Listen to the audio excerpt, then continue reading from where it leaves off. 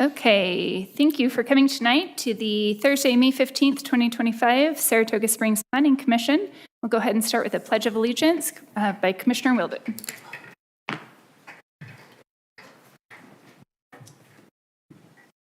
I pledge allegiance to the flag of the United States of America and to the republic for which it stands, one nation, under God, indivisible, with liberty and justice for all.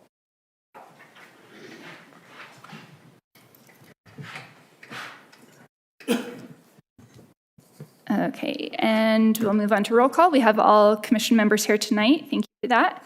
And then we'll open public input. Time has been set aside for public input, limited to no more than 15 minutes total. This time has been set aside for the public to express ideas, concerns, and comments for subject matter not listed as public hearing on the agenda. Seeing none, I'll close public input and we'll move to public hearings. The Commission will accept public comment and may make a recommendation to the City Council for the following items. Item number 1, Transportation Master Plan Update, City Initiated. City Engineers Dan McRae will be presenting on that.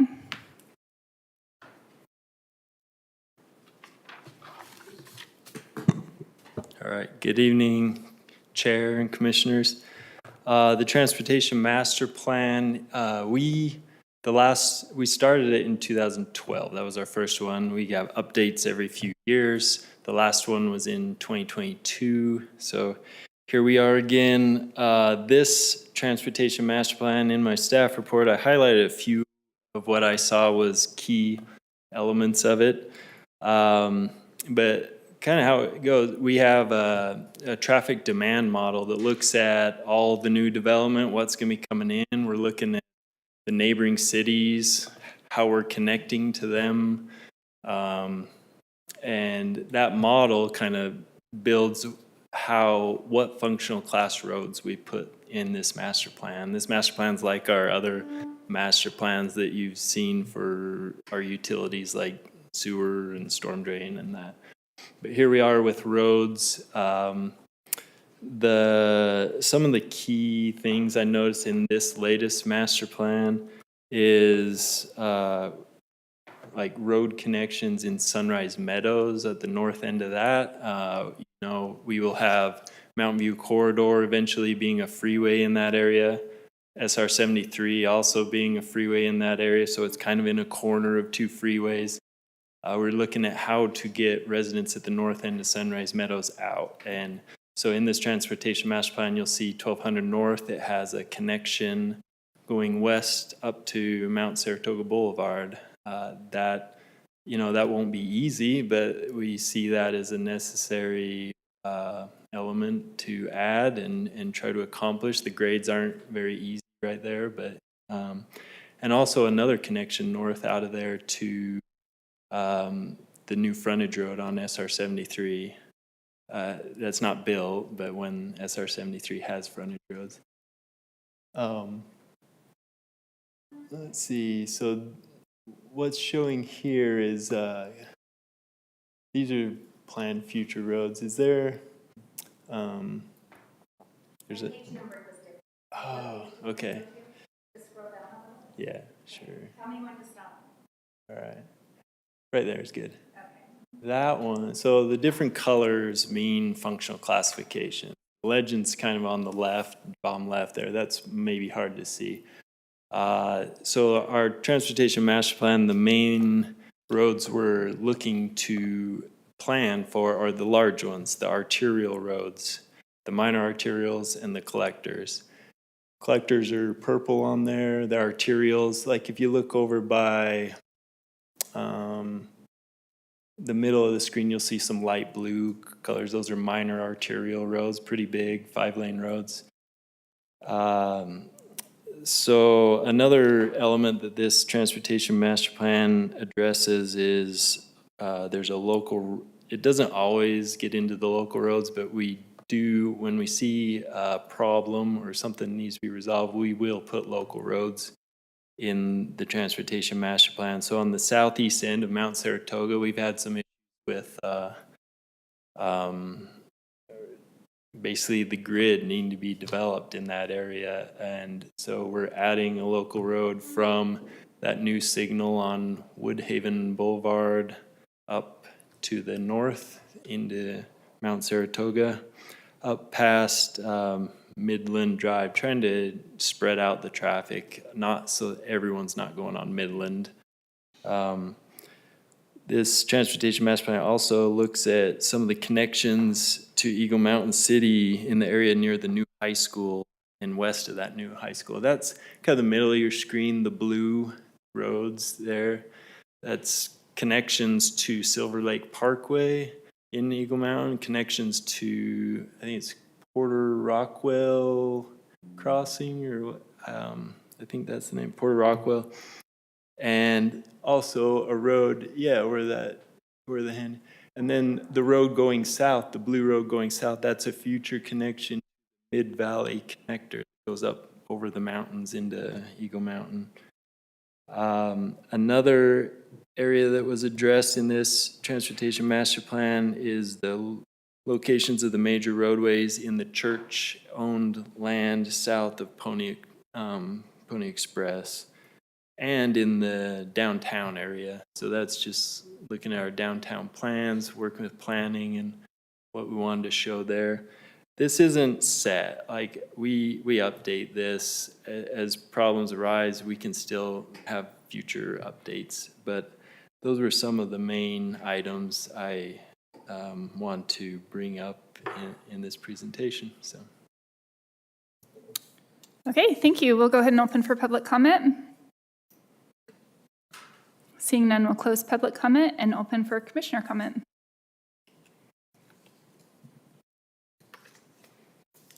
Commissioner Hill. Thank you for the lot of work goes into this.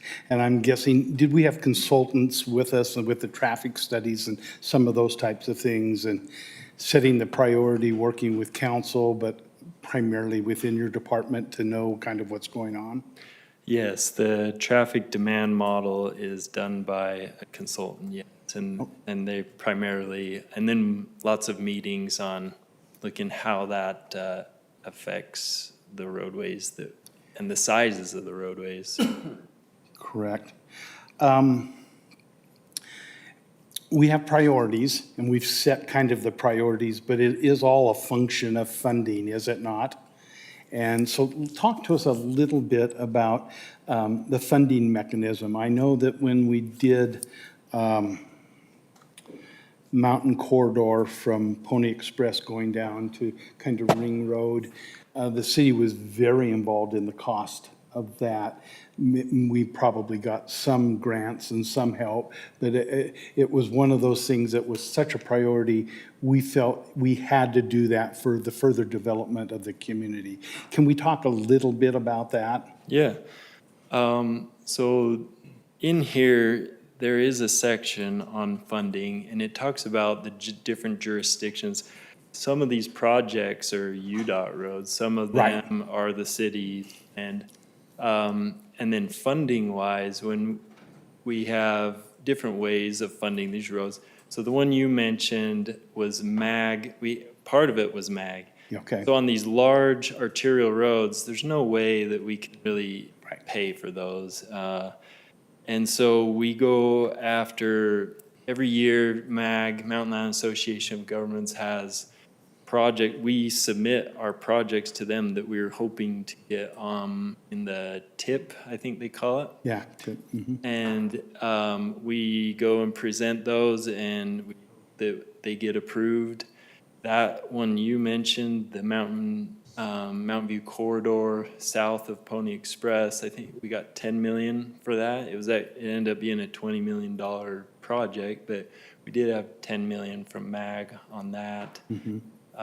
So yes, MAG is one way that these are funded. We also have our traffic impact fees. So in our impact fee facility plan for roadways, every developer, when they do a building permit, they pay an impact fee for transportation. So we do get impact fees, for some of these roads. That's how I know these get paid for. Yeah, because federal money comes to the state, and some of that comes through MAG, and some comes through UDOT, and everybody's asking for those funds, aren't they? You know, the extension going out, Pony Express going across the Jordan River, I see, you know, we're widening that because we're going to make that much more of a, between an arterial and a kind of a smaller highway out there. Where's the funding? Is that a MAG? Yeah, west of the river right now is being widened with Wander's project. Okay, But then we are going after MAG funding for east of there. And I think we got for the bridge. yes. We can widen so much on both sides of the bridge. But you're gonna have to eventually build the get infrastructure to bridge. get across. And then when you get out to 23 and going out to 17, I'd heard that we own that land, and I see that they're grading out there now, so. Yeah, and that's in conjunction with that sewer project that's Okay. there. And At this point.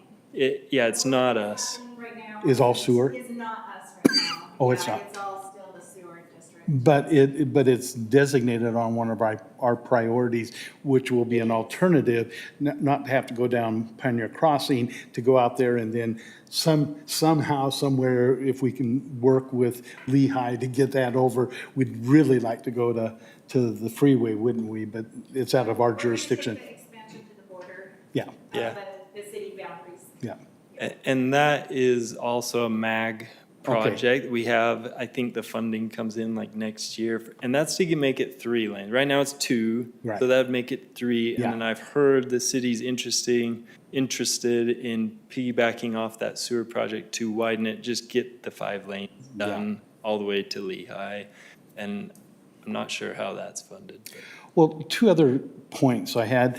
Last week I had an opportunity to go to APA conference, and we spent 6 hours looking at the legislative updates. And transportation was really big in this last legislative session. And as I was going through this, I see a lot of forethought of us looking to where we're going. And so some of the things that are needing to be enacted in the next couple of years, I saw that in here. So I thank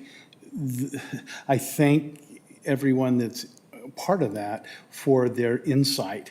And so we're going to be ahead of the ball a little bit in certain aspects, not everything, but a certain aspects ahead of the ball. The other, and I just speak on behalf of myself, but I kind of feel for the commission, you know, as we've been looking at growth and transportation, we've talked a lot about how mindful we are that we have to coordinate development of this community with transportation.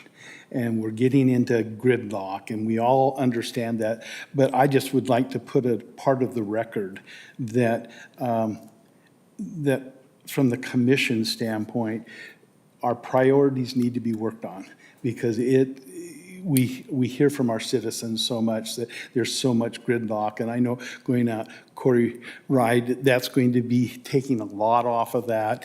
We talked about Mount Saratoga, that's going to be taking a lot of that little traffic. And then as we expand Mountain View all the way from Porter Rockwell going down, that's going to be taking a lot of traffic off of Redwood. But I would just like to be a part of record showing that the priorities that we look at, we need to look for funding, and we need to be advocating to all the sources that if we don't do that sooner than later, we're going to be in big trouble. So those are the thoughts. And I just really wanted to thank, it was a great job, a great read. And then, is this going to be available on the website? Yes, for sure. Is it on right now? Or are we No, going? not until it's adopted by council. Okay, so I've had a lot of people ask me about it, and so when it's on, then I'll be able to tell them where to go. It's publicly available in the packet for planning commission. Right, So you right. can just grab it Yeah, and forward yeah. it to people if you're Yeah. interested. And I do want to add to what you said that it is the priority. It has been, it is been, Yeah. it has been, it Yeah. has been for years. I know things don't happen fast enough, especially when you're sitting in your car and you're frustrated with traffic, but it has been the priority. Just a few years ago, we were told there's no funding for this area, and now here we are with 2.11, billion dedicated to Yep. this area. So we have been, as a city, as a Yeah. staff, as a council, yeah. And I didn't mean to say that. I just wanted to have our voice unitedly behind those priorities that, because we're administrative, and so we don't. Oh, I make- appreciate that. I appreciate that. And just to echo what you're saying, it's Yeah. always on our minds. And we apply for every single thing we can apply for, to help these Absolutely. projects move forward. And obviously, we understand the frustration out there in the public, and road projects take a lot of time and money, yeah. But there's lots coming, Lots coming. Lots of construction coming. Isn't that exciting? Yes Thank- and no, right? Yeah, thanks for the presentation, though. A great read. Thanks. Thank you, Commissioner Hill. Commissioner Karn. Great, thank you. I have a list of fast questions. I see on the level of service map, figure 3.7, 2050 level of service, that we show Lehigh and Eagle Mountain roads. Is the consultant who did our study, did they also do Lehigh and Eagle? Do we I don't know the answer to that, I'm sorry. Did they do their transportation master plans as well? Yeah, their 2050 plans, is it all the same consultant? Is that how they're able to show everyone else's plans? I don't think so. Generally, I've seen Lehigh works with a different, but Okay. Do we share our plan with our neighboring communities? Yeah. So there's some attempt at coordination? yeah. Well, and we you- also have the Mountain Land Associations of Governments, MAG, that we keep referring to, does a regional Right. plan. And so we try to coordinate those efforts. There do tend to be some disagreements between jurisdictions. And so in those situations, a lot of times they put both options, but they put them as, Yeah, alternates. possibilities. yeah. I understand Pony Express, that maybe Lehigh is not aligned with our plans for Pony Express, is that correct? Well, they might not be, but they might be. They might be able to extend some of the widening within the right-of-way that they have. Their concern is the existing. Okay, And that's related to Pioneer Crossing too, right? It's Pioneer, Pony, and you will see in Lehigh's transportation master plan, they will show that proposed lake roadway on the north end. They will show that. yeah, and that's different than Pioneer and Pony, right? They're proposing one right on the lake Yeah. shore? Yep. Yeah. They still are, yes. How do we reconcile? Well, we have That to. just We have to work negotiated through MAG? Yeah, we have to work through that, and at some point, a decision will have to be made. Okay. And that would start with also like an environmental study, which would be pretty difficult to run a road right in that area.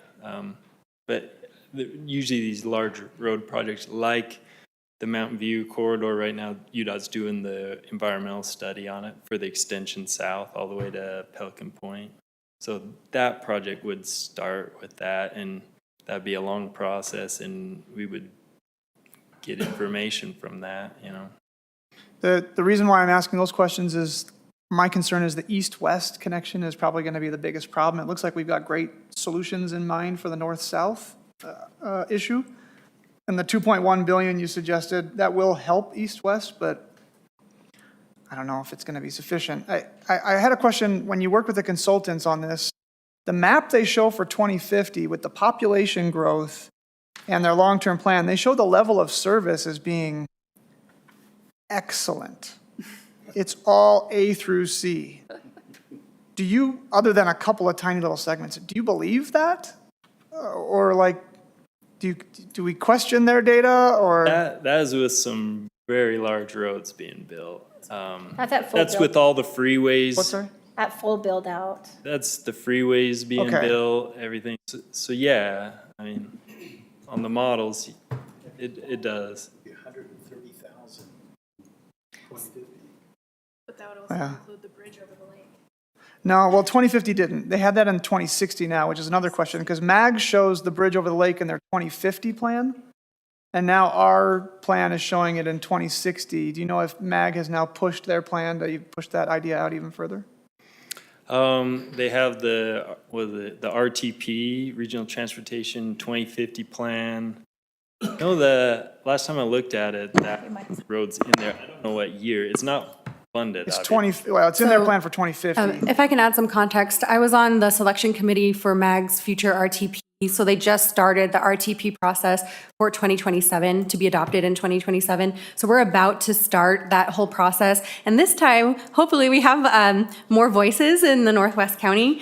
So we do have an opportunity in the future to align the regional transportation plan with everything else. I think it's just an older plan where we're about to renew it. Okay.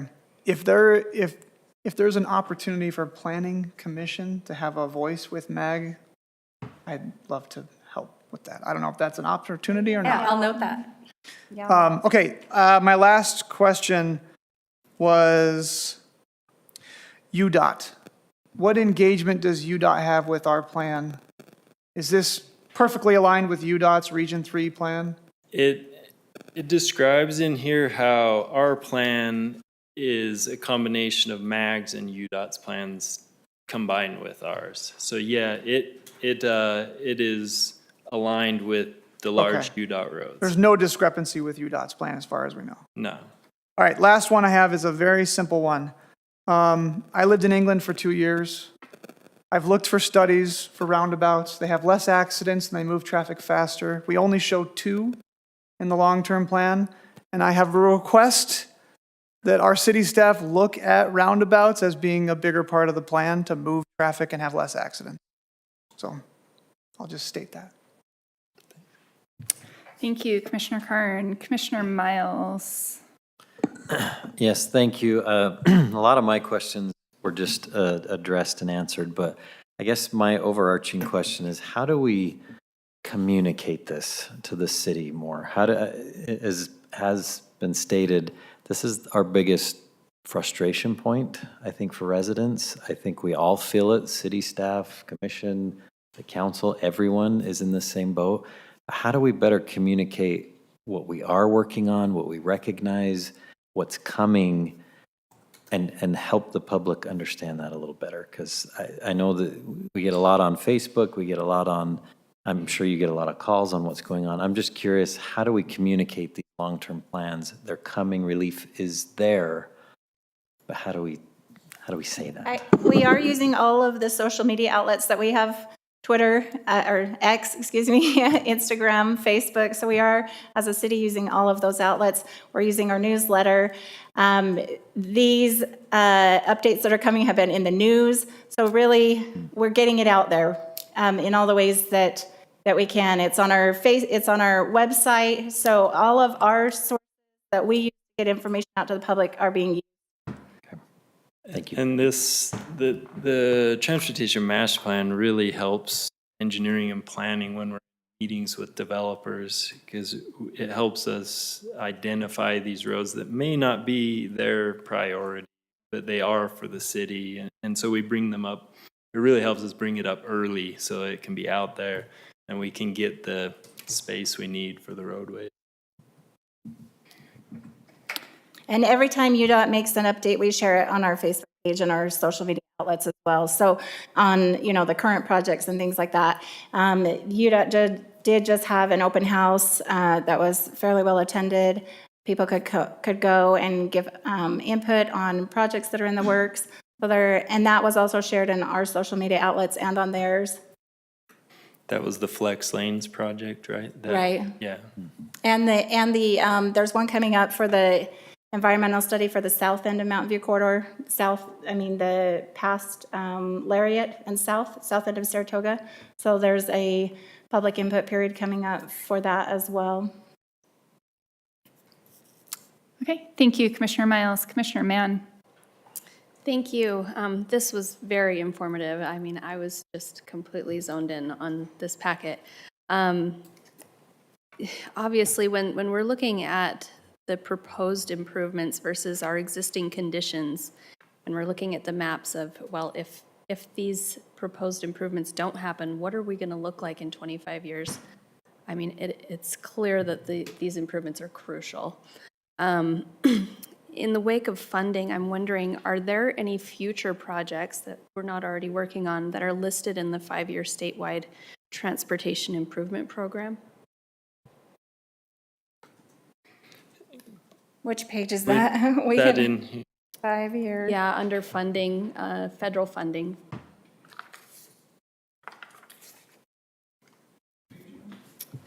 Oh, page 69.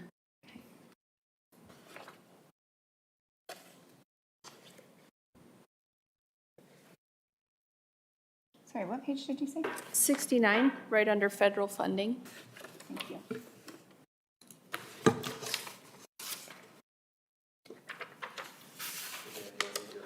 yeah, that might be easier. Almost. Right under the heading.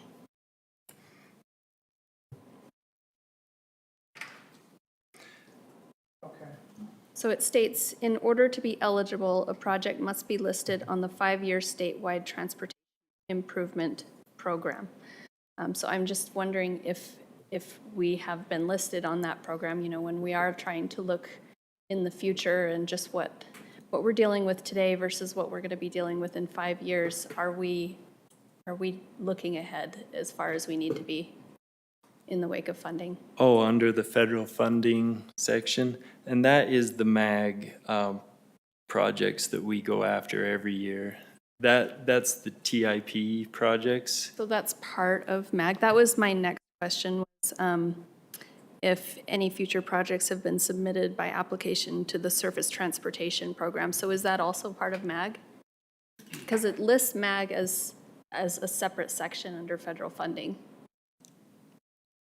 Oh, under the STP fund projects. Yeah. I can look into that. I'm not familiar with the STP funds. Okay.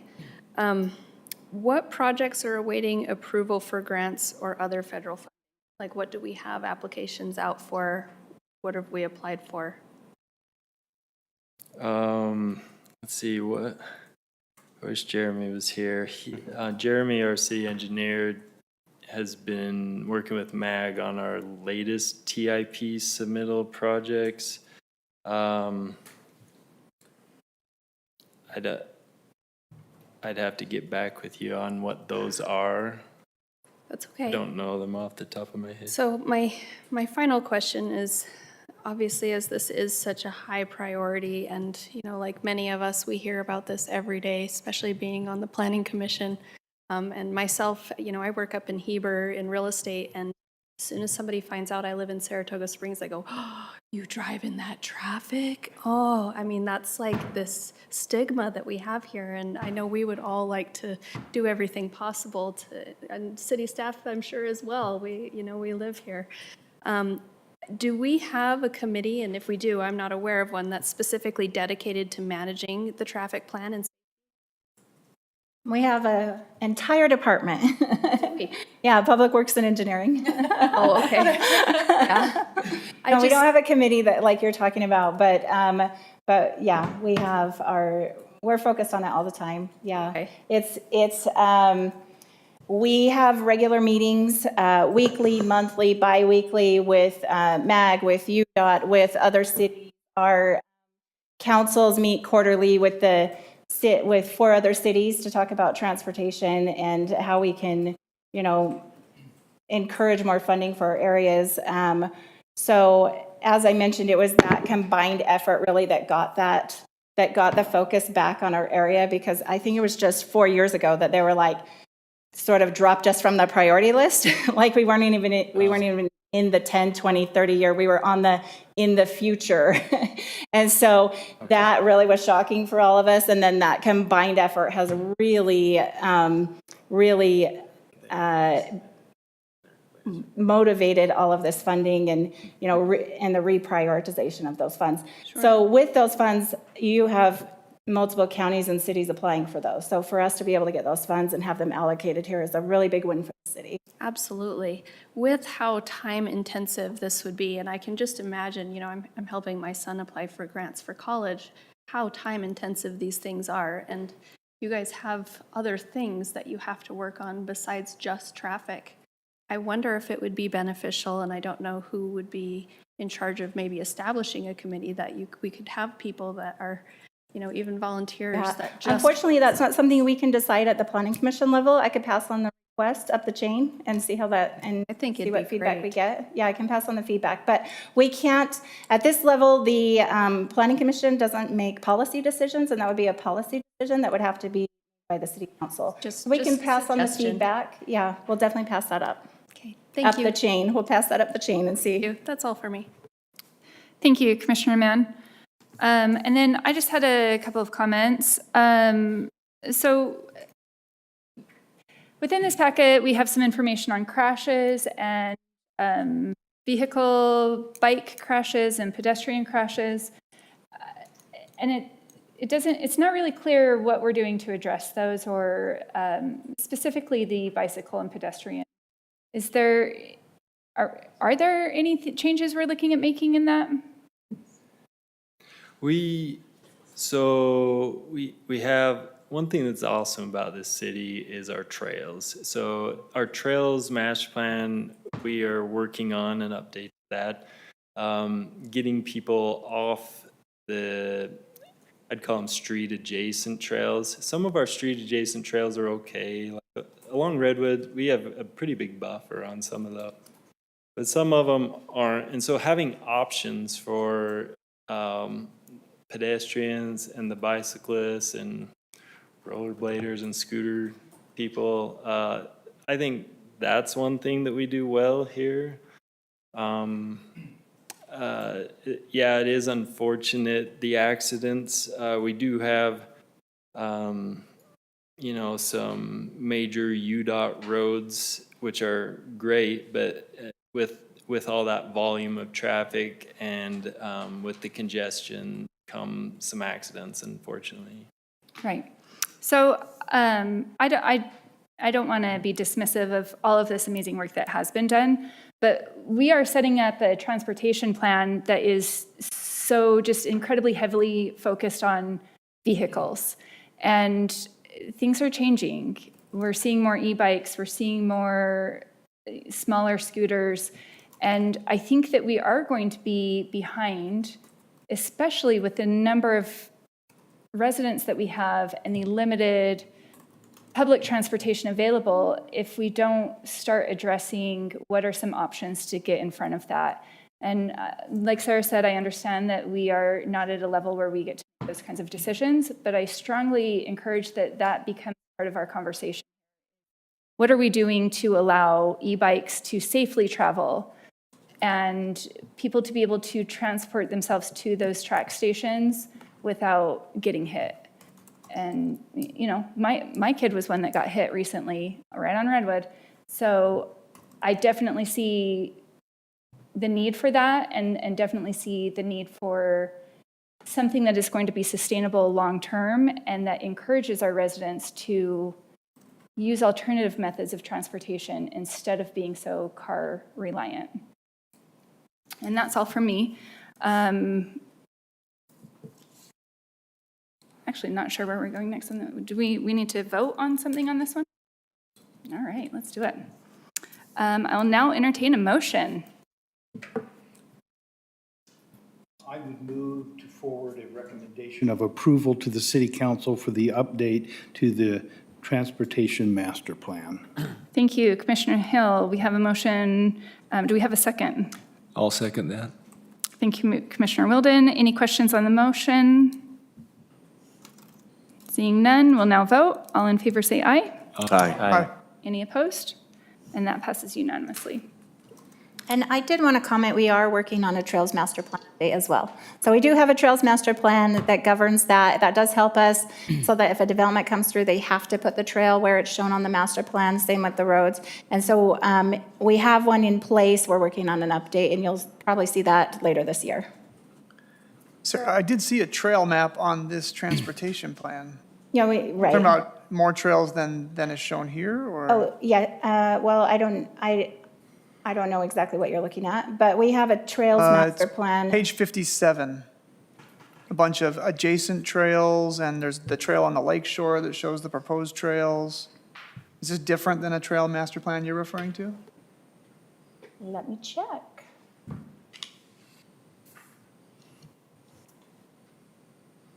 So this most likely is our Trails Master Plan, and we're working on an update to that. Okay, so this is going to change, Right, separate from this plan we've just created? right. Okay.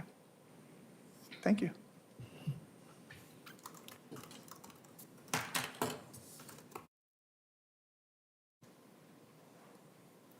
Okay, and we will move to item number 2, Wildflower Village Plan 9, located approximately west of Mountain View Corridor and Wild Blossom Boulevard. BJ Ryan of Lennar Homes as applicant, and senior planner Tippy will be presenting. Thank you, Tippy. All right, good evening, commissioners. Let's see if we've got this here. All right, so tonight we have the last residential village plan for Wildflower.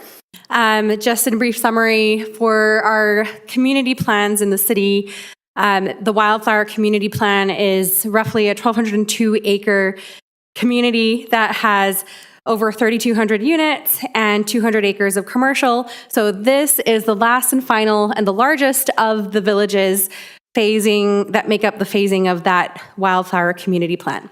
So Village Plan 9, we have BJ Ryan here today if you have any questions in the future or at the end of this presentation.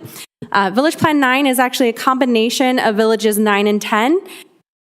This is at the very, very west end, the furthest extent of Wild Blossom Boulevard in the city. So Wild Blossom Boulevard kind of curves south and feeds into Eagle Mountain City. As a side note, staff is working with making that roadway connection into Eagle Mountain from the end of here sooner than later, hopefully. So those talks have been in the works for that roadway. This area, being in the planned community zone, is subject to the regulations that are approved by council in the community plan and village plan. So you'll see here, this is the PC zone, and you can see kind of the phasing of Wildflower. So 9 and 10 are what we are looking at today. This project is 311 acres. About 110 of those will be open space. That's in compliance with what we require for the planned community zone, which is about 30% open space. And in this area, we have 1,022 residential units. This is in line with the approved community plan. This is 644 single-family units. Types 1, 2, and 3 within the village plan are all single-family, different sizes. So type 1 is 5,000 square feet and larger lots. Type 2 and 3 are under 5,000 square feet, where type 3 is more of those, the shared driveway type units. So they tend to be taller and more clustered, but 2 and 3 are really similar. Then type 4 are our attached products. So in this area, it's only townhomes. So we have 378 townhomes. Again, this matches the community plan for both Village 9 and 10 when you combine them together. It also goes a step further and identifies a school site and a church site. So that's really great to see. This also includes the cemetery property, which has been dedicated to the city. Oh, I have some close-ups if we have questions as we move along in our conversation. Just as a note, the Wildflower Community Plan does allow up to 15% of units to be transferred between villages. So this ERU count, the unit count, is within that 15% ERU transfer, where they transferred about 3% of overall units in Wildflower from Village 8 to 9. So this doesn't need an exception. It's allowed by the community plan. I just wanted to point that out in case you saw numbers that didn't quite add up. So that 31 added units were transferred from Village 8. In addition, when the Wildflower Community Plan was approved, adding this area into the community, which is called, it was previously called the Springs, in exchange for dedicating 20 acres of property for the cemetery, the council granted 14 added units of density in the type 4 multifamily type. So we are seeing that being adopted into this village plan since the cemetery property is now owned by the city. So they added those 14 units in here as well. The elevations proposed, we still will have to do elevation review with the site plan, but they do meet city code and it matches what we've seen in Village 8. So there's no exceptions being made there. And with that, I'll turn the time over to the Planning Commission for questions. Okay, first we'll go ahead and open for public comment. Seeing none, we'll close public comment. And then did we want to invite the applicant to join us or add anything? Happy to come up. Any questions? I guess we'll see as we go. All right, Commissioner Hale. Kippy, the only question I had, it was well presented, understand what's trying to happen there, and I just love, some of the open spaces that it's going to give. But on page 4, in the point that talked about the... Sorry, can you clarify page 4 of what? Of the presentation. Okay, there's like... On page 4 of the presentation, under the village plan approval, it says that it is consistent with the adopted community plan. Staff's findings shall comply. A minor community plan amendment shall be required to update the phasing plan and to be approved is administratively by the staff.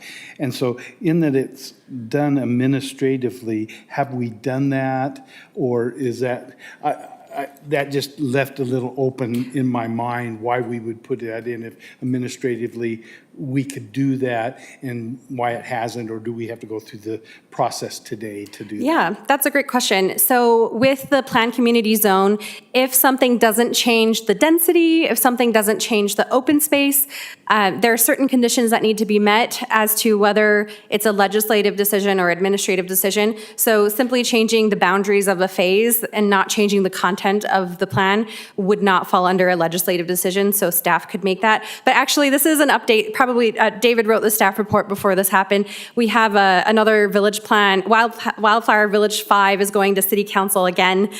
Just has been tabled several times since a year ago. It's going to City Council on Tuesday with a community plan amendment. So we actually made a recommendation that they're updating the phasing plan already there. So they're going to incorporate, we're recommending to incorporate this update with that community plan amendment. Thank you. That's it. Thank you, Commissioner Hill. Commissioner Carn.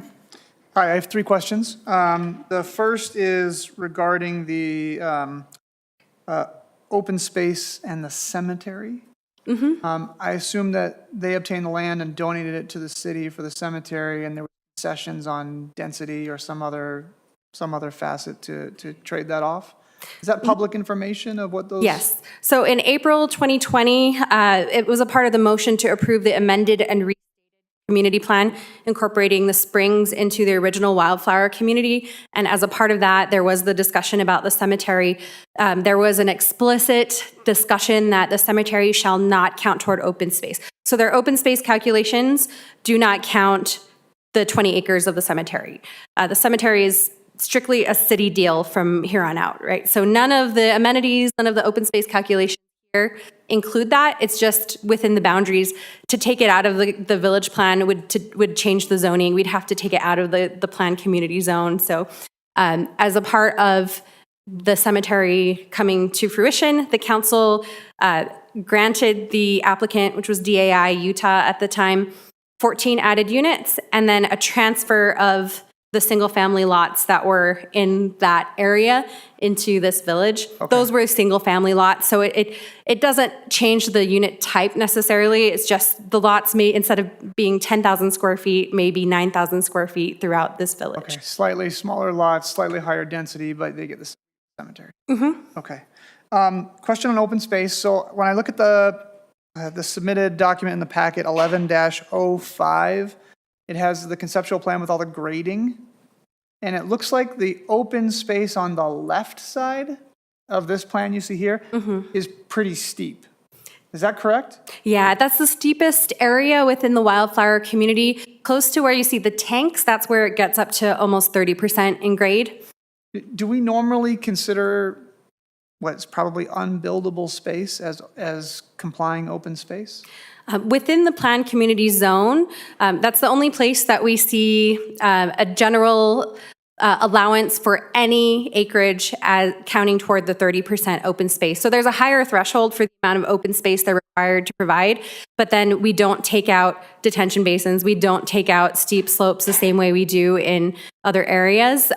If it were to exceed 30%, that would be a case where we wouldn't grant density unless there was some exception. So none of this property exceeded 30%, although it gets up to 30% in this southwest corner. Okay, so it's right at the limit. If it Yeah. was steeper, it wouldn't count. Yeah, and there is a conservation easement that DAI actually entered into with Camp Williams for most of that western open space, so no development could happen in that area, just as a part of the ACUB funds, the buffer zone between Camp Williams and the residential development here.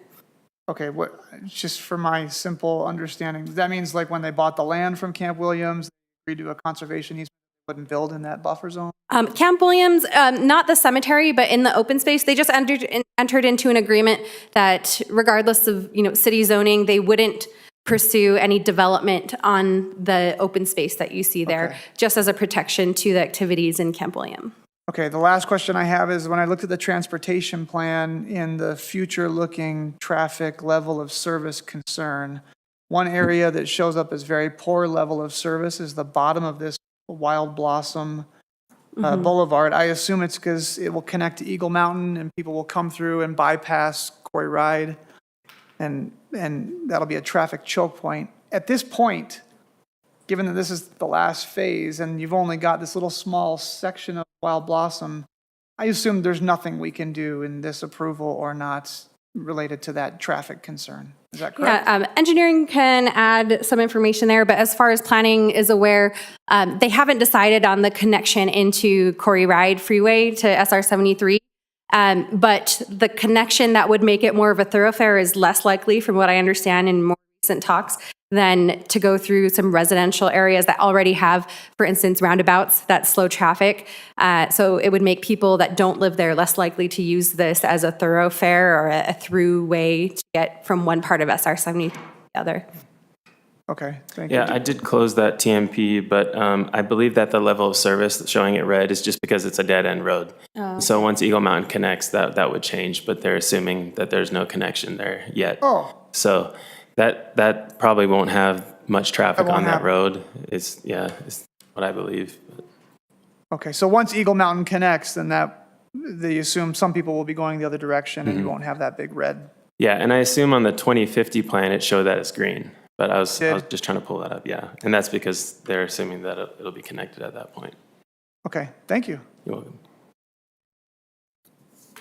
Okay, thank you, Commissioner Karn. Seeing no other comments, we'll go ahead and entertain a motion. Oh, Commissioner, yeah. Oh, did we have another question? Sorry, I thought that you had a comment. So Oh, Commissioner no. Mann, go ahead. You got it. I move that the Planning Commission forward a positive recommendation to the City Council for Wildflower Village Plan 9 with the findings and conditions in the staff report. We have a motion from Commissioner Mann. Do we have a second? Second. Thank you. We have a second from Commissioner Mangum. Any questions on the motion? Seeing none, we'll now vote. All in favor say aye. Aye. Aye. Any opposed? And that passes unanimously. Thank you. We will now move to public hearing number 3, amendments to Title 19 Land Development Code of the City of Saratoga Springs, Chapter 19.02, 19.09, and 19.12. Citywide, city-initiated, Planner Kendall Black will be presenting that. Oh, thank you. Okay, we have several amendments or several new definitions. And then this particular strikeout that you're seeing here is because state code doesn't allow us to prohibit this, so we're taking it out. And then a few more changes related to boundary adjustments and definitions. Anyhow, if you have any questions about anything, let us know. Give me 1 second, sorry. didn't push the right button here.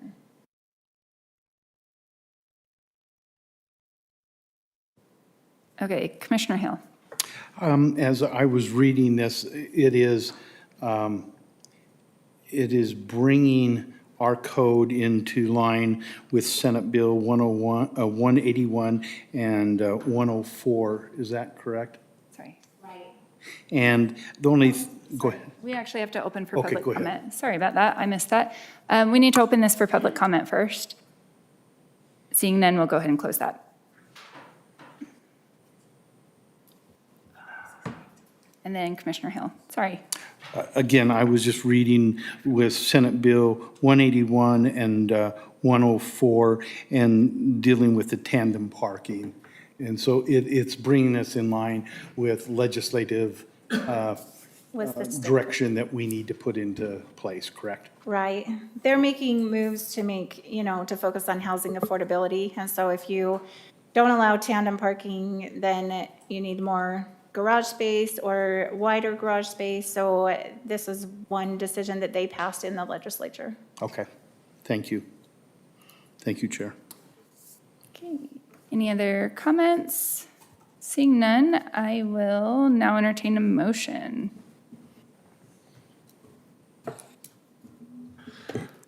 I'll go ahead and make a motion for the code amendment, amending section 19.9, report date May 8th, 2025, city initiated. Thank you, Commissioner Magnum. Do we have a second? I'll second. And we have a second from Commissioner Miles. Any questions on the motion? All in favor say aye. Aye. Aye. Any opposed? And that passes unanimously. And we'll now move on to business items. We'll start with business item 1, Saratoga Springs Cemetery Site Plan Preliminary Plat, located approximately west of Mountain View Corridor and Wild Blossom Boulevard, city initiated. And Tippy, are you on that one? Cemetery. Yes. We don't recall if we've introduced Joel before. Have we? Do you guys know our new planner? We've been No. introduced. Okay, well, sorry, I know we're just starting this topic, but he's here and he doesn't have to stay the whole time, but he came. So go ahead, Joel. Hi, everyone. I just graduated from University of Hawaii with planning, and I'm one of the folks tackling the Trails Master Plan. So I'll be presenting that hopefully in the next couple months. So, yeah. Welcome. Is it Joel? Joel, yep, Joel. Joel Temple. Nice to meet you. And he's been here about 2.5 months, almost 3 months, so we're happy to have that spot filled, and he's doing a great job. But also, he's here observing tonight, so I realized I hadn't introduced him yet. Okay, sorry about that. Go ahead with the cemetery. All right. So for the cemetery, this is for the site plan and preliminary plat for Phase 1. This is required before the city can do anything with selling burial rights for the property. Again, this is a part of the Wildflower Village 9 area, so it's zoned planned community, and it is included in the Village Plan 9 that we recently reviewed. The plat here is for the overall, it's just a one-lot subdivision for the overall cemetery site, just over 20 acres. And the site plan is for the first phase of the cemetery. So this is roughly 2.5 acres. Let's see, my updates didn't make it in here. So it's for roughly 2.5 acres for Phase 1 of the cemetery site. For reference, let me see. This would be on the south end of the property. So where you see Prairie Blue Drive, kind of stub, the city's working on installing a road that goes from there straight up to the cemetery site. You can kind of see it. It's a pretty steep slope, so it's been in the works for over a year now, I believe. But where that road, you can kind of see where it stubs into the central south end of this property. That's where Phase 1 will be. So we'll be working on it from the south up until Village 9 gets built out, and we have more access from the west. And then this proposal does include a temporary office trailer. Temporary structures are not allowed typically for more than 6 months, so a code amendment is required before we can install that, but that is pending, and that's in the conditions of approval. I don't have the exact numbers on the number of burial sites, but that is in the staff report. There will be, I think, about 1,300 burial sites and 1,371, thank you, and about 260 265 cremation sites as well. Let's see, there's a little bit of landscaping in there, as you would expect. This is a picture of what the temporary trailer would look like. Again, temporary, so it does not meet city code, but we would need an exception where this would be the only cemetery in the city. And there will be a permanent site as we build out, probably in the more central part of the property. And with that, I'll turn the time over for questions. Okay. And we don't need to do public input on this one, right? Perfect. All right, Commissioner Mann. So I'm wondering if any of those grave sites have been dedicated to like a pet memorial gardens. I know it's something that we don't really think about, but I grew up in Cottonwood Heights, and there's a beautiful pet memorial gardens with their cemetery there, and a lot of the service dogs who have died in the line of service, police dogs, and many of the like are buried there. And to my knowledge, that is the closest pet gardens, and I think that our Utah County Sheriff's Department and their police dogs, they would love to have them closer by as well. And it's just, I think it would be a lovely consideration to make. Yeah, I don't know if any of us in this room are fully aware of the designations in phase 1. I think in future phases, it may be in there. I know there is an infant and child cemetery section, so I can't recall anything about a pet. I don't know the answer either. Okay, thank you. Thank you, Commissioner Mann. That's an excellent point. Commissioner Hill. Again, as I read, it looks like it's in compliance with the general plan that cemeteries add to the high quality of life within the community. So it falls right where we need to be from that perspective. Everything seemed to be in compliance. There were just a few shall complies of the parking shall comply, lighting shall comply, and the plot requirement shall comply. So I'm sure that's on the radar for everyone to see, but I saw that and just wanted to make note of that. Okay, thank you, Commissioner Hill. And then how long are we expecting to have that temporary building up then? I don't see anyone from Public Works. That would be a Public Works question, so we can find that information from the Public Works Department. But I think it would just depend on the phasing, and if we're coming from the north, I'm assuming until we get to the phase that's in the central part of the cemetery site, if development happens sooner than later on the west, we may be able to get to it. So there's no foreseeable estimate as far as I'm aware. Okay, Commissioner Carn? Hi, I have two questions. They're not really approval related, and I just want to ask them. Is this going to be a city-operated entity with city employees? Yes. Okay.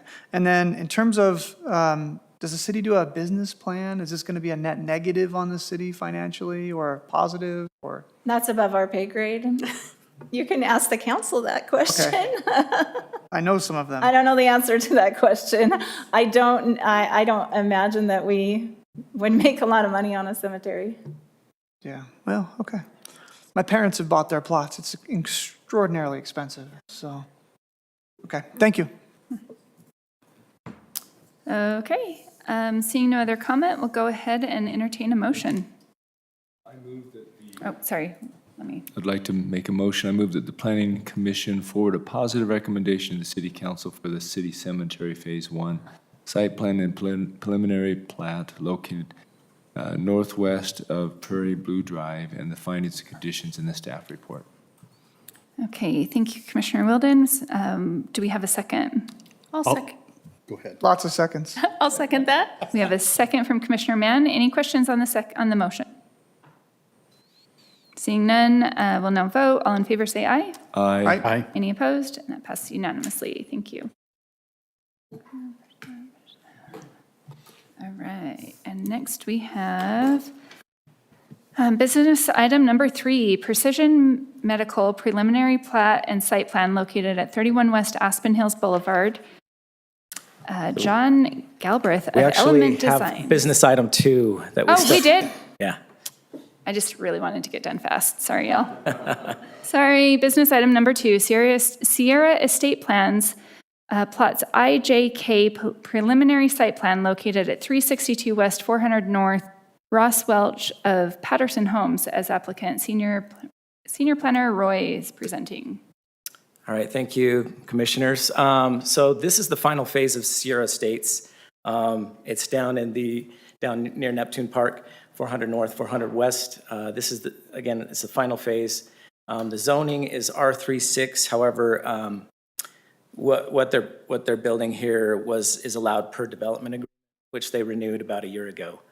So you can see the location here. It's just off of 400 North. There's Neptune Park on the west side there.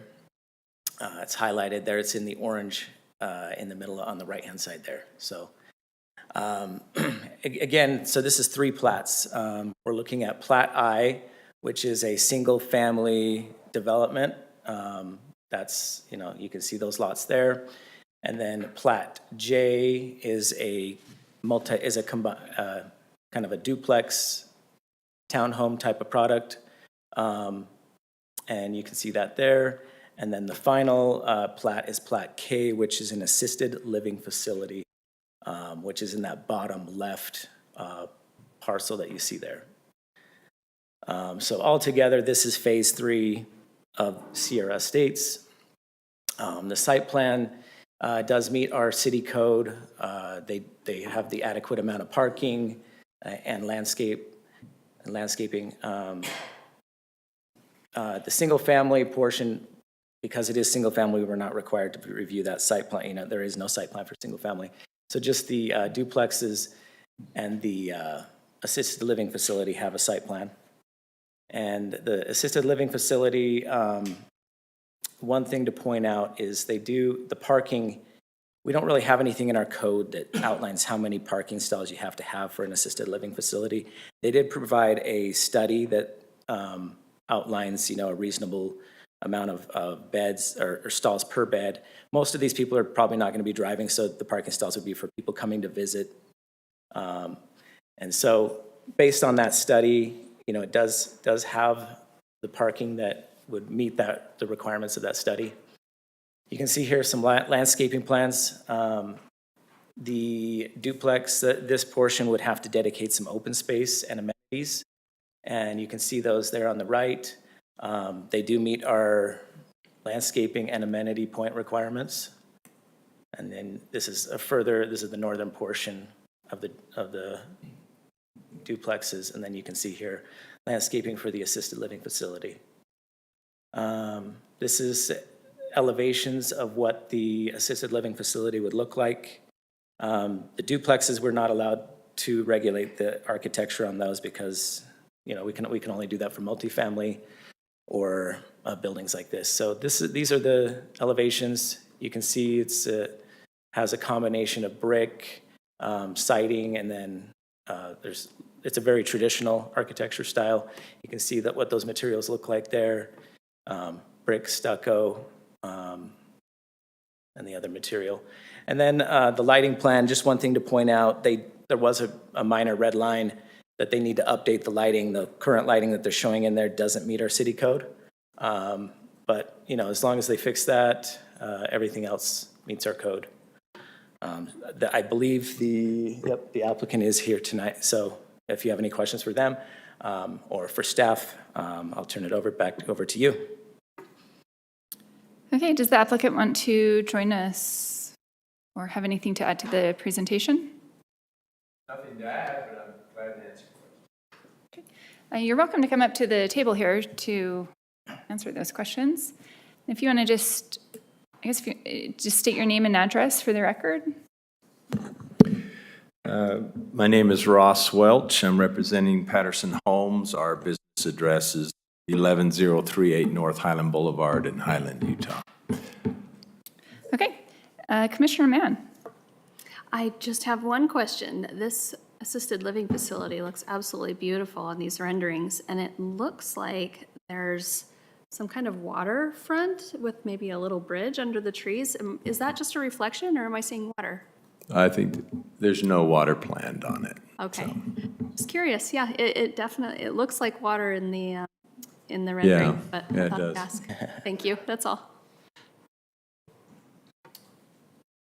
Commissioner Carn. I have two questions. One is for education. You had said that there was a development agreement where this was zoned R36, but this does not need to comply with R36 due to the development agreement. Did I hear that right? Yeah, so Sierra Estates is one of the older developments in the city. And when it came in, the zoning was different than it is currently right now. And so they created a development agreement that they could get some extra density in here if they built the assisted living facility. And so this is just following that density that was promised at that time. Okay. That makes sense. Yeah. So the city already negotiated and offered a density that complies Yeah, with. so they could get like That the doesn't- townhome product wouldn't be possible. And they wouldn't be able to build this without that development. Okay, and what does R36 mean? It's residential, so it's a multifamily essentially. So, Is that 3 units per acre? or- yeah, what is it? So Six Six units units. per acre Yeah. with, go ahead. Oh, yeah, it's 6 units per acre. And then what's the 3? I don't know, I'll have to look. So for our single-family residential zones, we have R1. I think R2 is more of it's the less intensive, like the townhomes, duplexes, smaller single-family lots. It's more of the medium density. And then R3 is more of the high-density residential.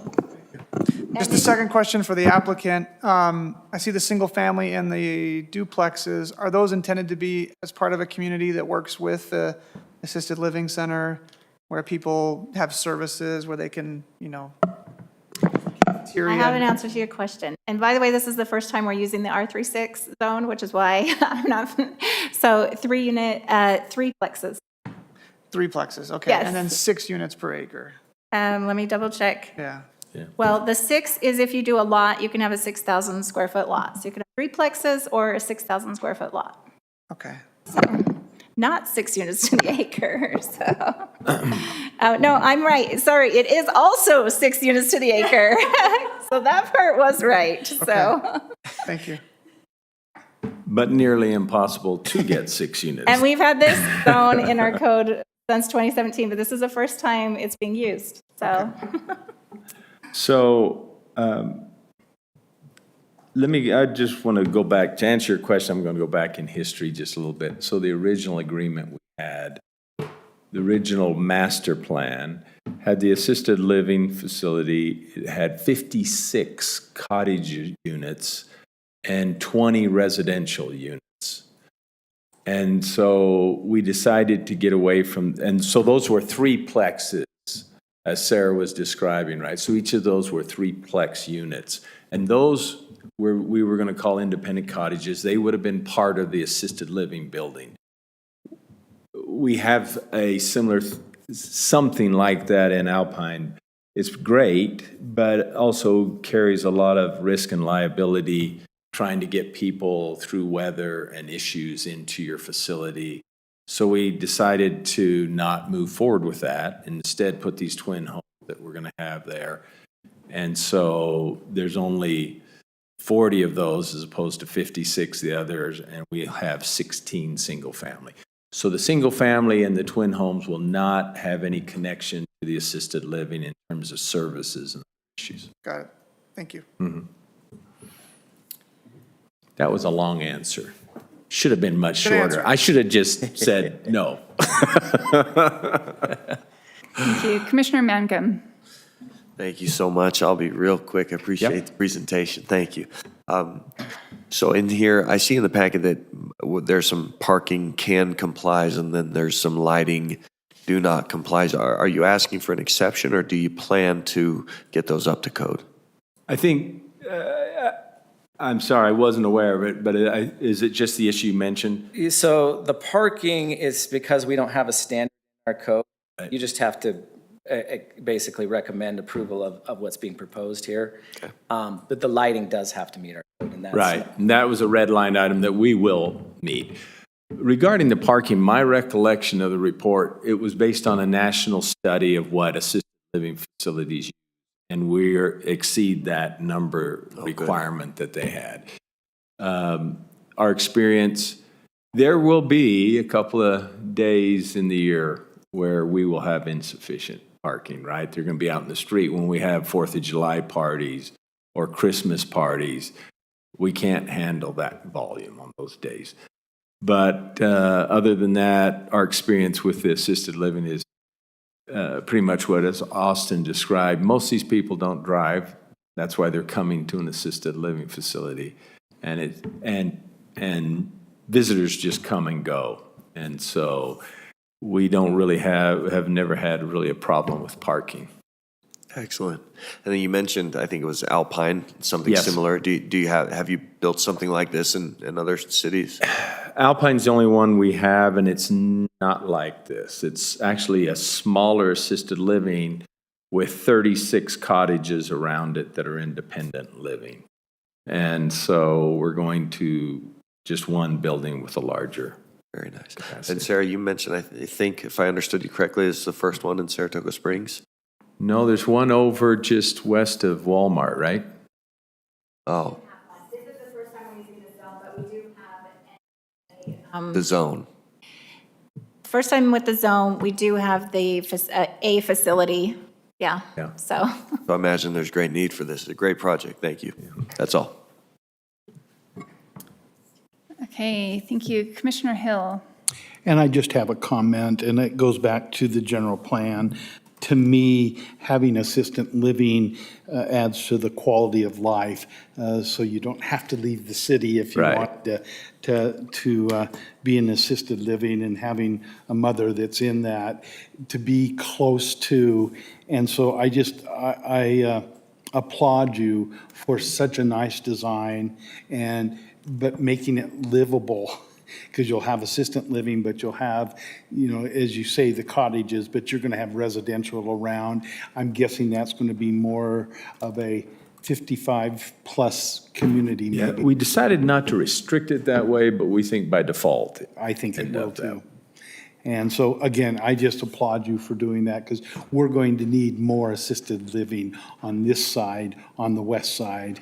And right now, you got to go to Lehigh, you got to Right. go to Provo, Orem, those types of places. It's interesting in assisted living, though, the market you're shooting for, we're kind of weak in Saratoga. Because the market you're shooting for is an average age of 50 to 60, because those are the folks whose parents need assisted living. Absolutely. And so they want to be near their kids, so they'll go to facilities like that. Yeah. Saratoga Springs doesn't quite have that age bracket being heavily loaded here, right? But it will. With time, soon it will be, but right now it's kind of And then weak. it will be too late to do that. Yeah. Yeah. So, thank you. Thanks. Thank you, Commissioner Hill. And then I just have a couple questions on the parking as well. So I understand you're basing this off of some nationwide studies, and you mentioned there's going to be a few days where parking is an issue. I recently had a grandma in an assisted living, and it was Mother's Day and Christmas and Thanksgiving, right? What is the plan for those days? We'll probably hope they're not having soccer games and other things, and we'll utilize the parking around the park and the public streets. So we are very tight in Alpine. This will have over 88 residents there. We're only at 56 residents, but our parking isn't even about a third of this, and we're able to handle. I mean, for July 4th, we had over 300 people there, and we're able to just do it in the public streets for parking on those days. Great. And so, I mean, July 4th, that tends to be a day that the city also utilizes that park quite a bit, right? Neptune Park for city events? sorry, I don't know. The 4th of July. Yeah, we do. Is that what we? Yeah, so it Do we sounds like do, that's actually probably going to be an issue if we're having excessive parking on that date and right there by the park. Well, it'd be great if the city's doing something, we can just leverage that instead. That's true. I mean, we want our residents to be part of the community.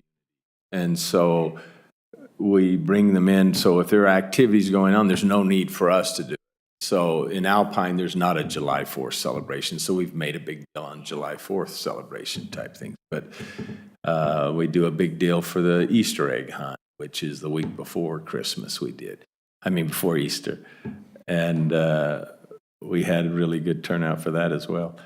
And The then main goal December- really though isn't, we don't want any development to use on-street parking to their parking. So what needs to be evaluated is whether or not what they're proposing seems adequate and efficient from your perspective.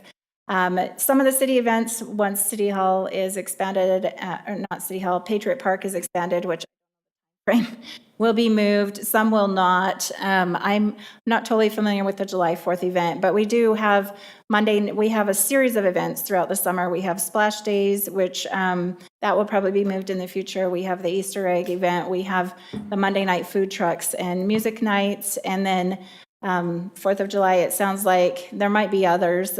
We have quite a few citywide activities, and this park is highly used. Some of those will be moved in the future. However, the main goal with an assisted living facility or any facility that we approve is any development in the city needs to meet their own parking requirement. They shouldn't be anticipating in any way to use on-street parking. Okay, and so on those days where they are having excess things happening, do we make any kind of exception for that or any kind of agreement on excess of days? No, we don't. Yeah, this particular area, the park in particular, was planned with no homes on it. So you have a street on all four sides of it. And a lot of parks aren't planned that way. You know, they might have homes on one or two sides, or it might be butting up to something else. But this park in particular, with the way that it's designed and laid out, made it really beneficial to have on-street parking during city events. But we don't want a development to be using on-street parking to meet their parking needs. Right, and so we had the applicant mention that there are some days where they have 300. Is that the number you used? No, I said in Alpine we did for our July 4th party. But, I mean, if it's something, obviously, we're not going to park for 1 day or 2 days a year. We just wouldn't host those events then. It doesn't make financial sense to try to put that kind of parking level for 1 day a year. Right. So, Yeah, and I mean, you have a great point that as residents of the city, they have the right to join those events and be part of that, and I would hope that they do that as well. But bringing in family members that are visiting or planning for that or other things for these special events and factoring in parking and additional parking needs for that is definitely something that as we go into city council needs to be addressed. And I understand your point here too. It's a one-day event. And Mother's Day, Thanksgiving, and Christmas, I don't think we're really using too much of the parking. But some of those other ones we definitely are. yeah. So I'll go ahead and close my comments at this time on that, but we'll open up for Commissioner Miles. Yeah, I just wanted to thank you and echo what's been said. I think this really does add to the overall quality for our city. If we're wanting a long-term place for residents to live, creating that diversity, creating that opportunity to be here in a different diverse group, I think is great. So well done. Thank you. And we look forward to this. Thank you, Commissioner Miles. Commissioner Karn. I just have a comment. I've been a customer of assisted living the last 3 or 4 years with relatives and have been to many facilities in Utah County. They all have more parking than they need by a lot. And this has as much or more than I'm familiar with in other places. So from my perspective, I don't see parking as a concern. Okay, excellent. Thank you. And we will go ahead and entertain a motion. I'd like to make a motion. Sorry, give me 1 second. I said that and I actually wasn't ready. Now we will. I move that the Planning Commission forward a recommendation for approval of the requested preliminary plat and site plan for Sierra Estates Phase 3, Plat IJK, located approximately at 400 West, 400 North, with the findings and conditions in the staff report. Thank you, Commissioner Mann, for that motion. Do we have a second? I'll second. And we have a second from Commissioner Carn. Thank you. Any questions on the motion? And all in favor, or we'll go ahead and vote. All in favor, say aye. Aye. Any opposed? And that passes unanimously. Thank you. Thank you. Thank you.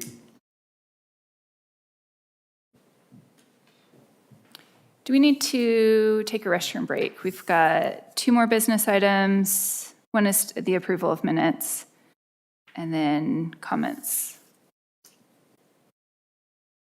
All right. Everyone hold tight. We're getting through it. Okay, business item number 3, Precision Medical Preliminary Plat and Site Plan located at 31 West Aspen Hills Boulevard. John Galbraith of Element Designs Collective as applicant, and planner Roy will be presenting. Thank you. Okay, thank you, Chair. The applicant, we do have the applicant here tonight, so they can help answer any questions you may have on this item. This is a preliminary plat and site plan. You can see the site located here, highlighted, and the respective zoning. This is adjacent to the recently adopted Redwood Square development. This property was formerly known as D2D, but it's Precision Medical. You can see here that it is a corner lot. This is the plat. Access is restricted. It's a right turn in, right turn out. There's kind of there's a median there, so you can't left turn in. But the access is off of the north there. It does have some easements on the property. They are, they fit the site within the easements. This is the site plan. They do meet our code requirements. They do need to put a fence to screen this from the residential zone. That is one of the comments that we have. And then, but they do meet our parking requirement, layout as well. And then they're connecting to the property to the south, which is a code requirement that we require that they connect all commercial properties together. You can see here, these are the elevations of the property. And then there's a material legend on the right hand there. This is other angles. And then here's kind of a perspective of what that looks like. The actual colors, are not, it's not like a bright fire engine red like that. It's a red brick. So, and then the lighting requirements, they do meet our code as well as the landscaping. I'll turn it back over to you for any questions.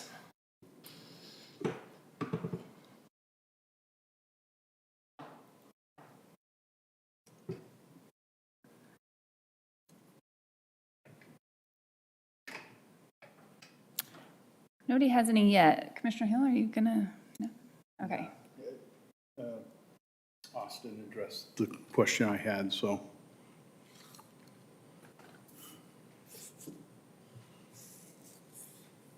Have we had any community feedback on this? As of the time of this report going out, we have not received any public comment.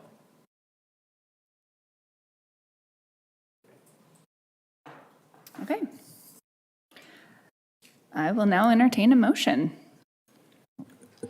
I move that the Planning Commission forward a recommendation for approval of the requested preliminary plat and site plan for Precision Medical located at 1800 North Redwood Road with the findings and conditions in the staff report, and I assume that also means with the condition of correcting the plat. Yeah, that's in there. Mm-hmm. Okay, so we have a motion from Commissioner Carn. Do we have a second? Second. We have a second from Commissioner Hill. Any questions on the motion? All in favor, say aye. Aye. Aye. And any opposed? That passes unanimously. Thank you. And we will move to business item number 4, approval of minutes from the April 24, 2025. I'll make a motion. Oh, yeah. I'll make a motion that we approve the minutes of the April 24th, 2025 Planning Commission meeting as presented. We have a motion from Commissioner Hill. Do we have a second? I'll second. And we have a second from Commissioner, was that Miles? Thank you. Any questions on the motion? Seeing none, all in favor, say aye. Aye. Any opposed? Seeing none, that passes unanimously. Thank you. And we'll move to reports, commissioner comments. I just have one. Go ahead. We all received an email from a citizen. I just wonder if we want to coordinate a response at some point, but just, I'll shoot an email back. They copied everybody on their city email. What is it about? They had questions about the spacing and fencing with the high school. And so we can forward it maybe to you and get your recommendation as well. Spacing with the current? Spacing of green space and then fencing between residential and the high school. Buffering. Yeah, If you want to buffering. forward it, I can, That'd be great, yeah. yeah. I mean, our response would just be whatever the code says, and we don't know what, I don't know what the code says, so, Okay. thanks. Okay. Any other commissioner comments? All right, director's report. have Oh, one. Go ahead, Sarah, Commissioner. would you just follow up with us on those two items that I asked about earlier? I would love to Yeah. hear what, I already sent off the emails while we're, you are so good. just get it done, right? That's- So, The best way to be, they take it off your mind. I did hear there's not a pet cemetery, so I got an answer via text, but I did pass on the comment. And then the other question I sent out, so I'll let you know when I find out. Is that something that they can consider and re-review, or have they just decided? Well, I passed on the feedback to Mark, and it would be up to the council. Okay. Yeah. And that's why Sarah is amazing. All right, commissioner report, Sarah. Okay, well, thank you for getting through all those items tonight. You guys did a fantastic job, and that transportation update is a humongous document, and it looks like you guys read parts of it or all of it, so well done. We appreciate that. And then next meeting is May 29th, and right now, we're looking at probably 5 items that could change up or down. We'll see how it goes. And so that might not be as long as this one. A lot of those are code amendments, so we'll see. And then just a reminder, if you guys could accept your calendar invite or let us know in some way if you can't come. So appreciate all of you. Thank you. Okay, thank you. Do we need to move into a closed session? We do not. Awesome. We'll go ahead and adjourn this meeting. Too grueling. I know, I was wondering, I was like, how long will this one be? So not too bad, huh? If we would all just shut up, it'd be fine.